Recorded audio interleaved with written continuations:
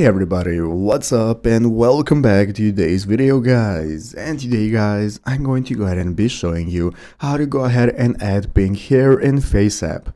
This is a very simple thing to do, so make sure to watch this quick and easy video till the very end, follow my steps correctly, so you can make sure that this works the same for you and you can do this yourself. But yeah guys, let's get straight into it. So the first thing we want to do is to go ahead and open up the official FaceApp application if you have not already. So if you do not already have it downloaded, what you want to do is go ahead and open up the App Store on your mobile phone, open up the App Store, search for FaceApp, find application and install it. So after installing and opening it up, this is going to be the home page you're greeted by. From very at the bottom of the screen, we can get started uploading our photos directly, either using the camera roll or from our photo gallery. So once you've done that, your photos are going to appear right here, and now we can get started opening them up by tapping on them, and it's going to open it up in this editor mode. From where we can get started finding all the filters that we can use.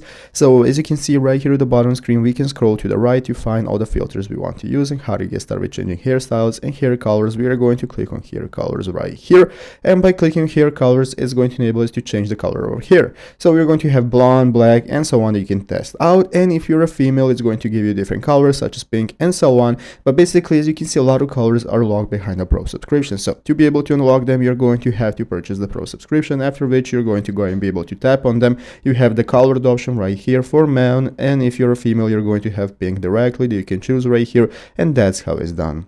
So I hope this video was helpful. If it was, make sure to leave a like and subscribe to the channel. Thanks for watching, take care, and bye.